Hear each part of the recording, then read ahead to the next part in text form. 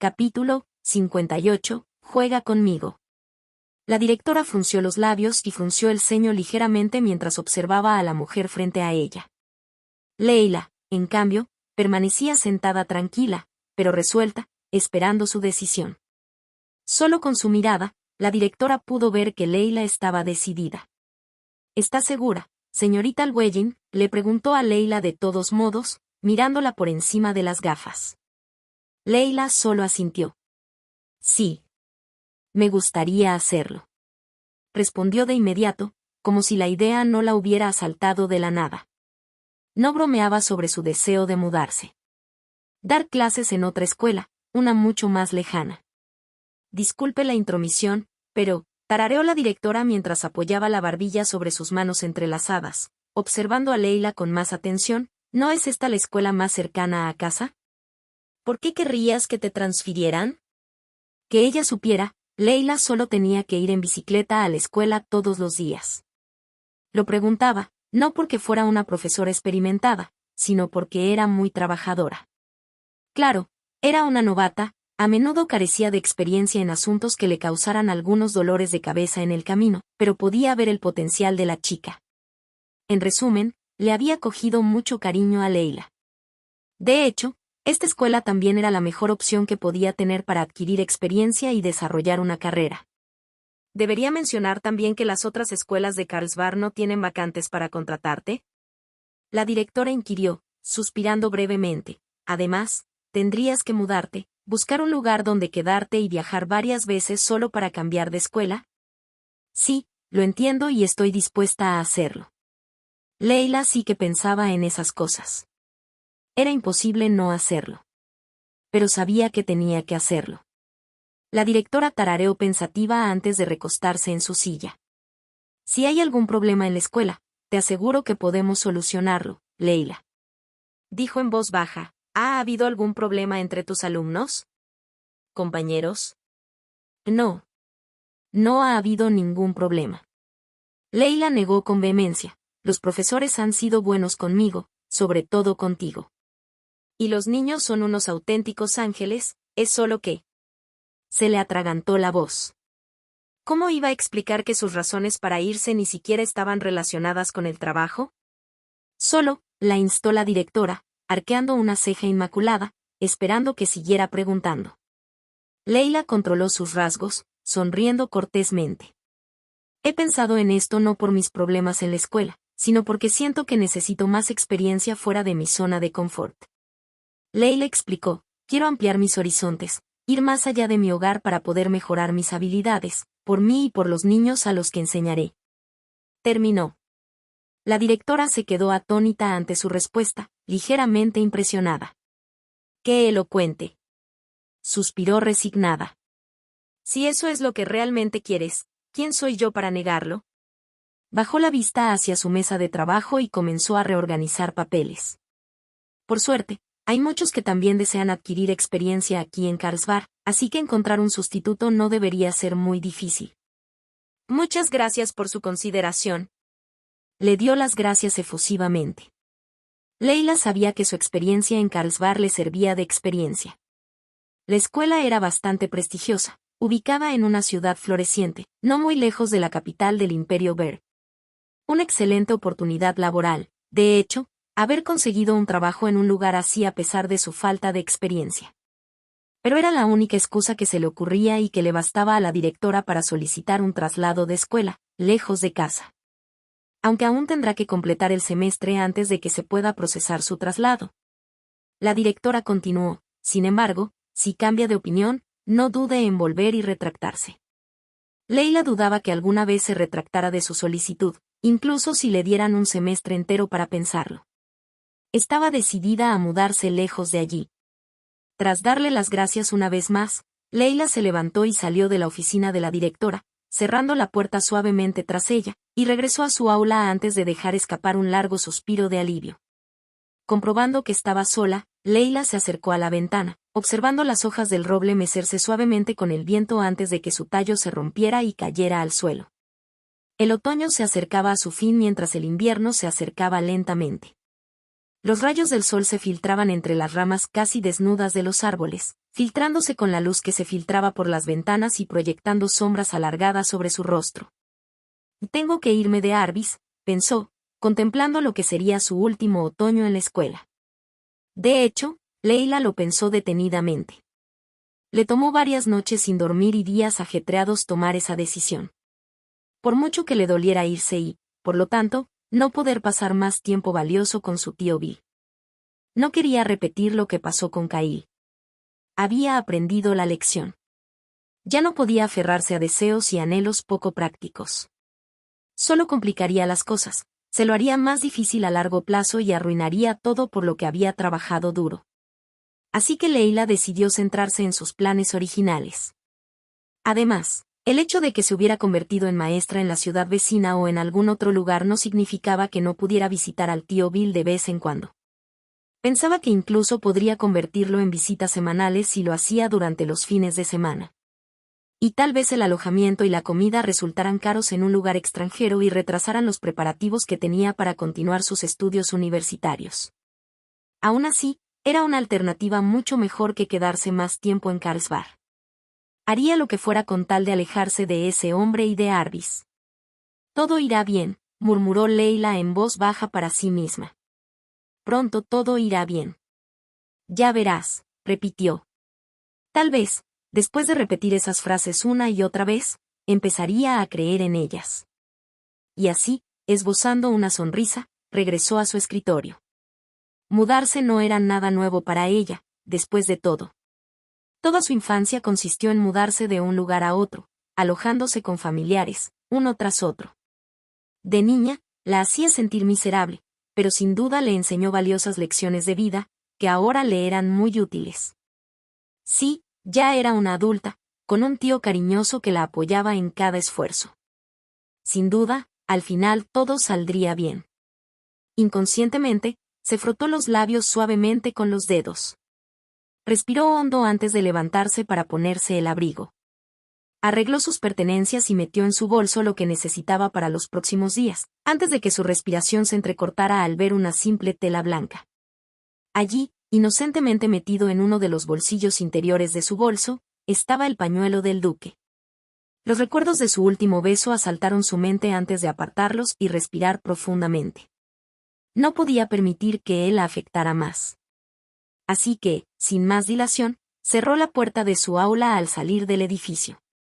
Fue directa a su bicicleta, subiéndose al sillín como lo había hecho 1000 veces antes, y comenzó a pedalear por Arbis. Sabía a dónde iba.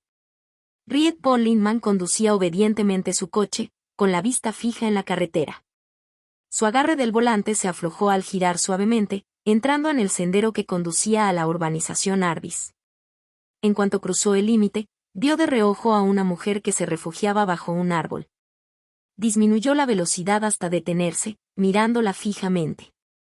Se fijó en la bicicleta apoyada contra el árbol mientras ella esperaba a alguien sin hacer nada. «Va quien espera», murmuró Riet, maravillado al verlo. Esta fue sin duda una gran sorpresa, y él quería saber qué hacía allí. Se desabrochó el cinturón de seguridad y salió del coche, cerrando la puerta con llave. Al acercarse a la mujer, parpadeó al reconocerla. «Buenos días, señorita Llewellyn», la saludó en cuanto estuvo lo suficientemente cerca como para que la oyeran. Leila, que había estado absorta en sus pensamientos, levantó la vista de golpe ante la inesperada presencia del marqués. En su ansiedad, se tambaleó hacia atrás cuando él se detuvo frente a ella.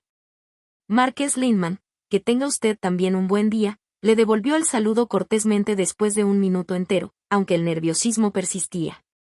Nerviosa, miró a su alrededor, notando que estaban solos, e inconscientemente se apartó de él, poniendo más distancia entre ellos. Ya estaba nerviosa por estar en la finca. No necesitaba que ningún noble la indagara para entender por qué estaba allí también. Pero, claro, nunca tenía tanta suerte. «¿Qué hace usted aquí?», le preguntó Riet. Leila se esforzó por responderle. ¿Qué podía decir? Cuanto más pensaba en por qué estaba allí, más rígida y paralizada se sentía. No podía responderle. Riet, por otro lado, la observó palidecer lentamente. El silencio reinó entre ellos tras su pregunta. No tardó mucho en descifrar el rompecabezas y soltó una risita divertida ante su terror.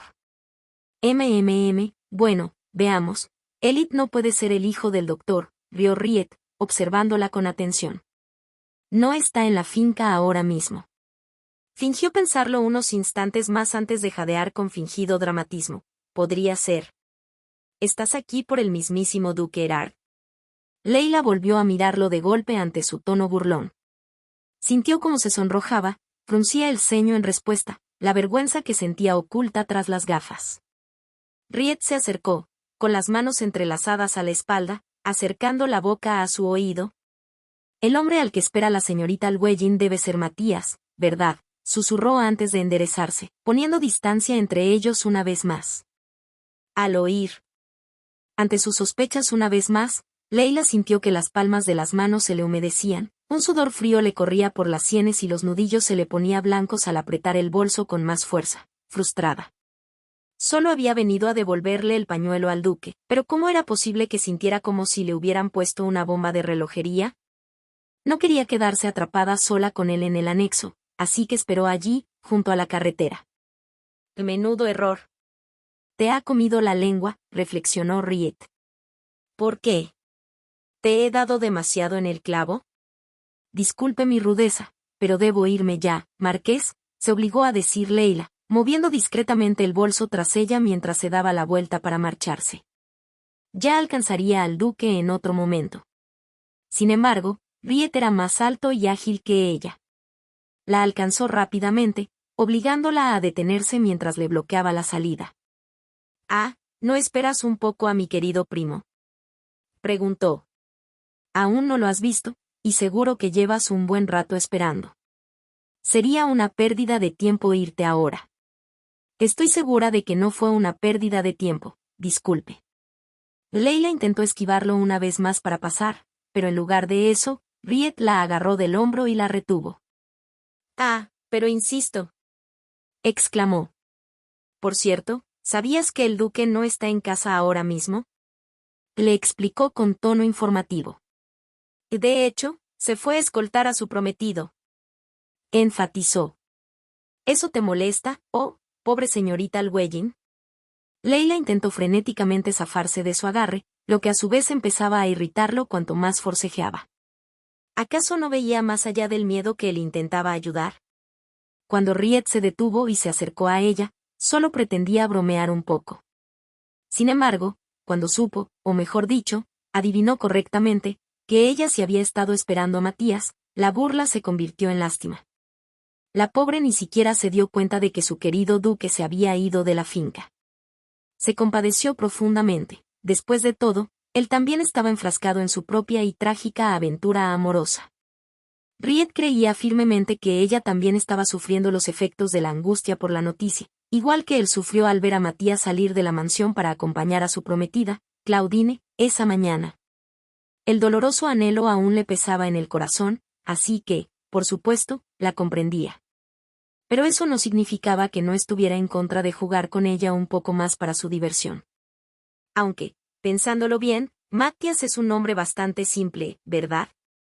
Riet continuó sujetándola, apretándola con más fuerza por el hombro antes de agarrar su bicicleta, impidiéndole así irse. Además, ¿tu relación con él no es como la de una amante? ¿Qué? Siseó Leila, con la respiración entrecortada ante la acusación. Sí, esa es la palabra exacta, insistió Riet, enderezándose mientras él sostenía su bicicleta lejos de ella. Eres casi como la amante del duque, ¿verdad? Parpadeó con inocencia antes de sonreír con sorna al ver la creciente rabia en su rostro. ¿Qué? ¿Demasiado vulgar para su gusto, señorita Llewellyn? Leila estaba furiosa por el descarado insulto. Quería arrancarle esa mirada de suficiencia de la cara ante acusaciones infundadas. Aunque eso no ayudó a aliviar la vergüenza al recordar el último beso que se dieron el duque y ella, por mucho que se hubiera mostrado reacia a hacerlo. Lo es, ¿verdad? A Riet le pareció divertido seguir sacándola de quicio. Si es así, me disculpo profundamente por usar esa palabra. Él continuó burlándose, ladeando la cabeza para mayor efecto, pero la suficiencia seguía presente. Devuélveme mi bicicleta, exigió Leila furiosa, extendiendo los brazos para arrebatárselo, pero él la esquivó rápidamente, manteniendo la bicicleta fuera de su alcance. Ahora, me siento un poco decepcionada de que usted, la estimada señorita Llewellyn, que al igual que el hijo del doctor y el duque Erard, ni siquiera soportara estar cerca de mí. ¡Ay, cómo me hiere! Riet fingió dramatismo mientras se desmayaba de dolor fingido. Muy bien, aquí está su bicicleta, y la soltó. Leila se movió inmediatamente para recoger su bicicleta, pero en su prisa, soltó su bolso, lo que permitió que el marqués se la arrebatara rápidamente. Jadeó de pánico, abandonando la bicicleta y echando a correr tras el marqués, quien ahora estaba ocupado con el contenido de su bolso. Quizás podría encontrar algo aquí para mí, la bromeó una vez más, girándose y esquivándola para mantenerlo fuera del alcance de Leila. No sé si el hijo del doctor, pero seguro que puedo ser más interesante que Matías. Devuélveme el bolso. Ahora que lo pienso, incluso Matías y yo nos parecemos bastante. Señaló, haciendo una pausa mientras se tocaba la barbilla y la miraba, levantando el bolso por encima de él. ¿No lo cree, señorita Llewellyn? Aunque no puedo darle tanto cariño como el duque Erard, estoy seguro de que aún puedo hacerla feliz.